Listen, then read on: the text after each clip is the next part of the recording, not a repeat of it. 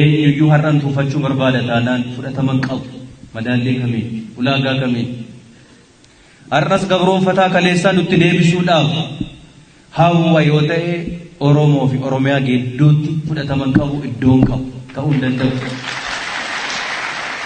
Namni hunduu kana baruu danda'u turre jira. Barrisaa jabannisaa irra darbee jira.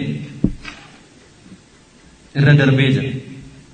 Dhaloonni har'a jirru dhaloota kana baachuudhaaf qophii qabnu miti nuti.